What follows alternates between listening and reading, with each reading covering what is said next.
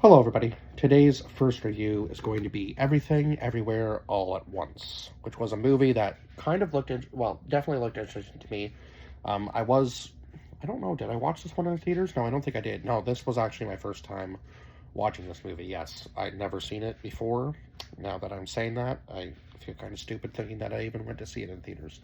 Now, it is kind of like a take on like the multiverse, which was a very, very weird and bizarre take on it for sure, but um, and a lot of it I had to write down because yeah, there was just so much information crammed in this movie, and I feel like that might have been kind of one of the downfalls of it was that it seemed like it was trying to overcomplicate itself in parts, which is why I only gave this a 7 out of 10. Uh, Now there was like a little bit of an underlying story to it as well between like the mother and the daughter, and I feel like that was like a lot of what this was supposed to be. Was kind of like to reconnect them in a sense. So I'm not really sure like what was real and what wasn't. Like whether she actually went through all of this, or whether it was just like a different telling of like how they kind of reconnected throughout the movie. It was unique in that sense, if that's what they were going for. So we'll go over the cast list. Michelle Yeo, who played Evelyn Wang, uh, Stephanie Hazu, who played Joy Wang, and Jobu Tupaki, who was supposed to be like the villain of the film. Jamie Lee Curtis, who played Deirdre Beer. Oh my god, Bobier, Deirdre Bobier. Whew. Ki Ki Hugh Kwan, who played Waymond Wang. James Hong, who played Gong Gong, who was the father, and then Tally Medell, who played Becky Srieger. Why can I not remember exactly who? Oh, Becky was Joy's girlfriend. That's right. That's right. Um, so we'll go over my notes because there's a lot to cover. Uh, and this was a little bit of a longer movie too. Let's see, where am I? I might be 3 pages back. Yes, I am. Okay, we're here now. All right, so uh, at the very beginning of the movie, it seems that Evelyn and her daughter, like I kind of picked up on this right from the beginning, seem to have like a pretty strained relationship, and it seemed kind of based on her dating a woman. Now I'm not exactly sure, like her mother was upset about that, but it kind of seemed like she was trying to be like overly accepting of the fact that her daughter was with a woman, and um, didn't want to tell her own father that her daughter had a girlfriend because she was afraid of how he might react, which you shouldn't really care about, right? Because I mean, that's her grandfather, different generation, they're going to have a different opinion of everything, right? And it seemed like her mother kind of voiced the same opinion, but didn't really want to admit it. Uh, so unfortunately, Evelyn seems to be kind of struggling herself too, trying to keep things afloat with her laundromat business as well as taking care of her father. So she's kind of struggling in her own way too. So it's kind of already putting strain on the family, right, and putting the strain on like her marriage, putting the strain between the relationship of her and her daughter. So there's a lot going on that Evelyn is dealing with, obviously, and she's trying to take on the burden of everything, right, and trying to figure out like all of the business expenses at the beginning of the movie and so on and so forth. So, um, yeah, again, like I said, it seems that Evelyn doesn't want her father to know that her daughter is dating a woman, which is kind of kind of silly in this day and age because it happens. Like, yeah, gay, straight, whatever, it doesn't really matter, right? Like it shouldn't matter in this day and age. It's not a new thing. Um, so part one was everything. So I do like at least that they kind of made this into parts. I do enjoy those kind of tellings of movies normally. Now, I just felt, again, like there was a lot of info packed into this movie, and they could have maybe simplified it a little bit more. And they were kind of trying to overdo things in this movie, for sure. But I mean, the action sequences were great. And just the characters. The characters played their roles well, but yeah, there was just some stuff in this movie that I was like, did that really is it really necessary to like kind of over explain the story?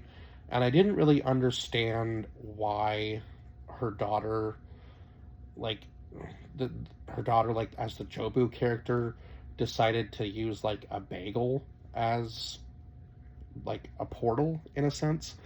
It was just so weird. Like that kind of threw me off because then the movie just kind of seemed goofy in a sense. But yeah, like it was like they were trying to be funny and also serious at the same time.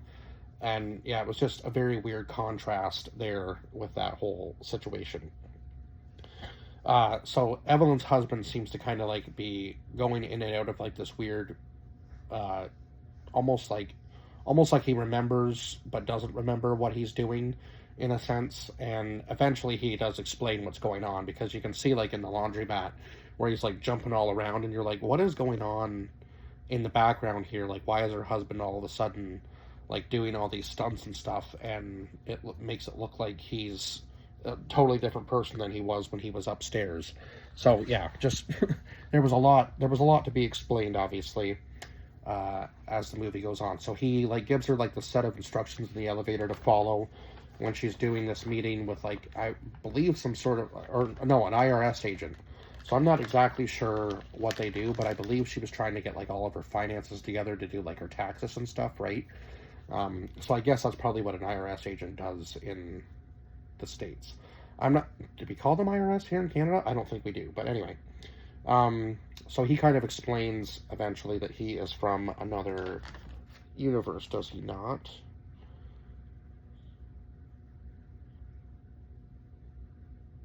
Yeah. In her meeting, yeah, which sends her to this other universe to like meet with this other version of the person who is her husband but isn't her husband in this universe. It's just so weird. Um, so again, it was kind of hard to follow because it kind of seemed like the two universes were blending together at some parts. So the other universe was the 4655th universe. And again, we kind of get like a glimpse of Evelyn's daughter seems to have some sort of power, like almost more power in that universe. But then we come to find out that her daughter is actually like this villain character in the movie called Jobu, who can just jump from universe to universe freely and kind of bend like anything to her will in any universe, right? It was just so strange to see. Like she could change herself, or like if she got shot, she could make it so that she wasn't shot. Like it was just like she almost had like an invincibility factor going on, and like an insane healing power. So it was very kind of cool to like see how they did that in a sense, but also just yeah, there was so much to explain, right? So Evelyn's husband, um, from so the so Wayland from the Alphaverse explains that Evelyn was like this all-powerful being who was able to figure out how to travel between universes pretty simply.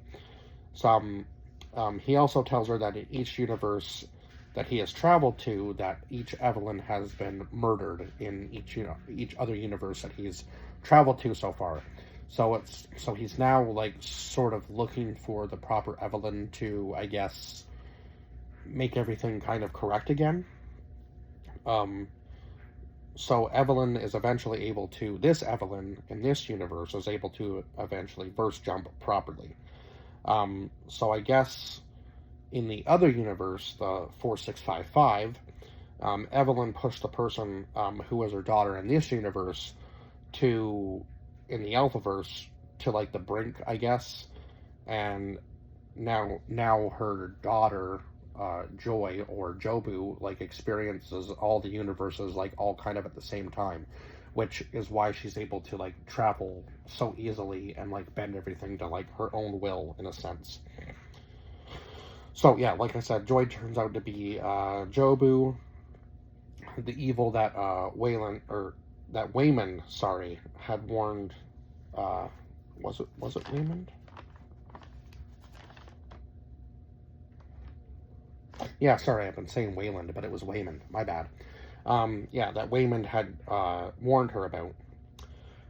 So Jobu then travels to the Alphaverse, which is not a good thing because that's basically where like all of this, like their main base of operations is taking place from, right? Which is where they're kind of like jumping back and forth. And if Jobu destroys that, then they're kind of screwed, right? So the Alphaverse eventually sends everyone after Evelyn, because now she's trying to like protect Joy, who is Jobu at the same time, and they don't want her to become exactly like Jobu, but Evelyn thinks that the only way to protect Joy is to become kind of just like her, which is just a very weird way of going about it, because then you're just going to be as evil as her, right? Um, she's trying to get like, she thinks that she's trying to get like Jobu out of her daughter, I guess, in a sense, because she believes that like Jobu was some sort of like possessing her daughter in a way, but I don't really think that was the case. Um, so Evelyn dies in one of the universes, but is reborn in like all of the others. Like her mind from like her own universe is like transferred to all of the other Evelyns. So it was just so strange to see. But then she comes back to life again, I do believe. So yeah, it was kind of crazy to see. And then they go to part 2, which is Everywhere. So Evelyn then discovers that she is, after dying in like her own universe, she now discovers she is like Jobu, and that she is everywhere. Like, yeah, it's just so weird to see like her mind transferred to like all of these other characters and kind of be like one Evelyn in like multiple universes, right? So then Jobu tries to explain to her, like Evelyn, that she never wanted to kill her. She just wanted to show her what she could see. Um, so in a sense, I guess she wanted to like show her like how hard of a time she was having, obviously,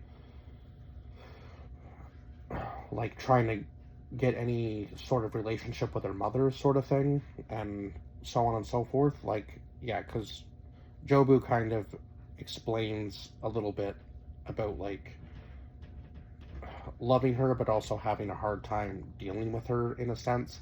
It's very weird because, yeah, and then they end up going to like this rock universe where they're rocks, and then uh, like Joy kind of says, you have to kind of let me go, sort of thing. So then in their own universe, Evelyn immediately signs the divorce papers after she realizes that, nothing nothing has ever really mattered. That was kind of like the whole thing, I guess, was what Jobu was trying to like show her, was that nothing really mattered in the end. We're all just kind of like, we're all kind of tiny beings in a vast universe where we don't really know what's going to happen next, and there's just so many different possibilities out there, right, between universes, that we're very insignificant compared to everything that's going on around us, right? um, I mean, we're significant, but we're also a small part of what's really going on, was kind of the message there, I think. Even though they were kind of being like joking about it in a sense. Yeah, you just have to watch the movie in order to understand that whole part, I guess. But so Evelyn finally does confront her father, telling him about Joy's girlfriend Becky. So I thought that was at least cool, that she kind of like let everything go near the end of the movie and was just like finally able to like accept the fact that her daughter was going to be who she was, and there was no point in trying to fight anything, because trying to make everything perfect was never going to work. And yeah, it just like the whole fighting with the IRS agent throughout the movie, like that was just so cool to see, like them just being able to jump between universes. Yeah, it was just cool to see for sure. So I think that was pretty much it. Now I think she finally decides that she doesn't want the divorce, because she kind of does realize that Waymond was like the one thing that was kind of like the glue for her. But she kind of tries to deny that throughout the movie, like even saying that her father was right at one point, that she should have never left with Waymond when she was younger. But I mean, if she hadn't, she would have had like no life. So yeah, kind of a crazy thing to say to your husband, who doesn't really want the divorce. Or I think actually he was the one that got the papers, but I think he was doing it because he felt like he had no worth to her anymore. And she was kind of proving that a little bit throughout the movie, but then decides that, after she figures out that really, you know, life isn't perfect, it's messy sort of thing, that, yeah, she decides to stay with him. Um, so then part three was All at Once, where she goes back to the IRS and lays out the papers. But then it almost seems like everything is starting to repeat over again, because the girl was like, yes, you listened, but you didn't listen to this part of it. So now you're going to have to kind of change this and this and this. And you can hear like the voices and stuff in the background.